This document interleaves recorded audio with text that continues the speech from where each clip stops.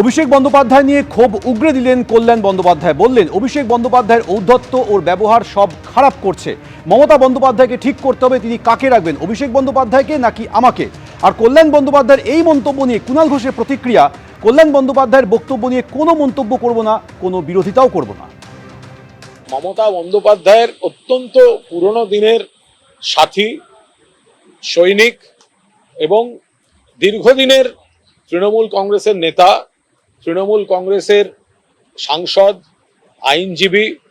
ফলে তিনি আইনজীবী হিসেবে কোন বিষয়টা তার হয়তো মনে লেগেছে বা তিনি আহত হয়েছেন, সেখানে তিনি কি প্রতিক্রিয়া দিচ্ছেন তার উপর দাঁড়িয়ে আমি কোনো মন্তব্য করব না। এরমও হতে পারে পরবর্তীকালে আলোচনার মাধ্যমে এই বিষয়টা নিশ্চয়ই তিনিও প্রেক্ষিতটা হয়তো আলোচনার মাধ্যমে বুঝবেন।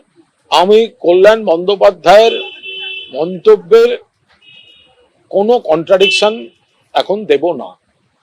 কল্যাণ বন্দ্যোপাধ্যায় তিনি সিনিয়র নেতা, কোনো একটি বিষয়ে তিনি ক্ষুব্ধ, তিনি কোনো একটি মন্তব্য করেছেন এবং সেখানে আমি কোনো মন্তব্য এই মুহূর্তে করব না এবং কল্যাণ বন্দ্যোপাধ্যায়ের বক্তব্যের কোনো কন্ট্রাডিকশনও আমি দিতে যাব না।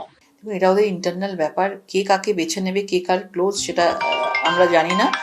তবে এটুকু বলতে পারি দলটার আর কিচ্ছু রইল না এবং নিজেদের মধ্যে আমরা বারবার বলতাম, লাস্ট 10 বছর ধরে আমরা বলে যাচ্ছি, নিজেদের মধ্যে সিন্ডিকেট, কাটমানি, ক্ষমতা, লোভ এই দলটাকে পুরো শেষ করে দিয়েছে।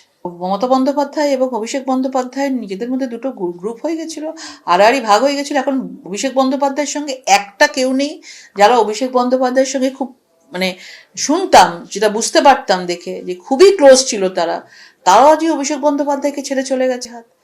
নিশ্চয়ই তাহলে কুকীর্তি, করাপশন অনেক বেশি ছিল, সেটা দলই জানে, তারাই জানে।